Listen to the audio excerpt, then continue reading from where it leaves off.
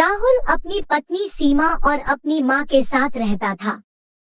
गर्मियों की छुट्टी में राहुल की बुआ फूफा अपने लड़के सोनू के साथ उनके घर रहने आए।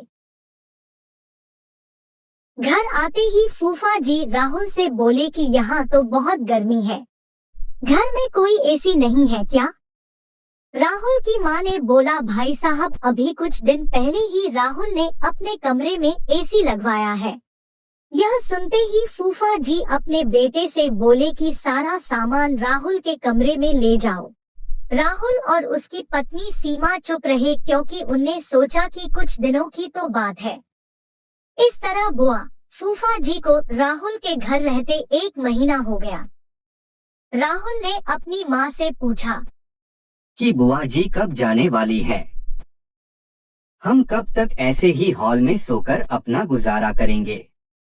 राहुल की माँ बोली, बेटा रिश्तेदारी का मामला है, हम कुछ कह भी तो नहीं सकते। राहुल की पत्नी सीमा बोली, वह सब तो ठीक है, लेकिन उनका छोटा लड़का सोनू सारा दिन घर में उधम करता रहता है। कल तो उसने हमारा नया सोफा बुरी तरह फाड़ डाला।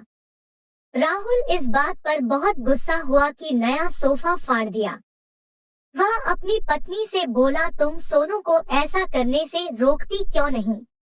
सीमा बोली, जब से बुआ फूफा जी आए हैं कुछ कुछ खाने की डिमांड करते हैं, जिससे मेरा और माँ जी का सारा दिन तो रसोई में ही बीत जाता है।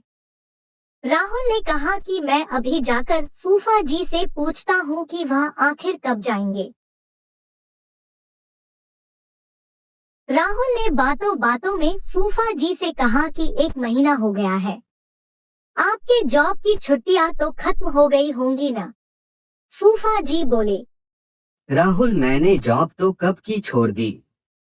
अब तो मैं बिजनेस करता हूँ और अब मैं इस शहर में भी कुछ बिजनेस खोलने की सोच रहा हूँ।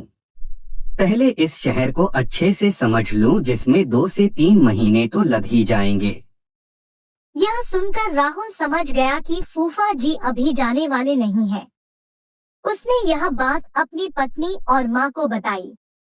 सीमा बोली, जब घी सीधी उंगली से नहीं निकलता तो उंगली टेढ़ी करनी पड़ती है। इनके साथ भी कुछ ऐसा ही करना होगा। आप यह काम अब मुझ पर छोड़ दीजिए। उसी रात बुआ और फूफा जी छत पर थे। तभी उनका लड़का सोनू चिल्लाता हुआ उनके पास गया और बोला कि मैंने अभी एक चुड़ैल को देखा है। तभी एक चुड़ैल वहां आ गई और बुआ और फूफा जी को बोली कि तुम में से कौन पहले मेरा भोजन बनना चाहेगा? चुड़ैल को देखकर वह बहुत डर गए और उस घर से भाग गए।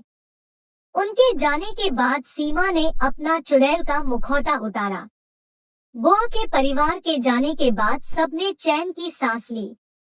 सीमा की सास ने सीमा से कहा कि तू तो बड़ी अच्छी चुड़ैल बनती है। यह कहकर सब हंसने लगे। इस कहानी से हमें यह सीख मिलती है कि हमें किसी भी रिश्ते का गलत फायदा नहीं उठाना चाहिए। जिस तरह बुआ के परिवार ने अपनी रिश्तेदारी का गलत फायदा उठाया और दूसरों को परेशान किया।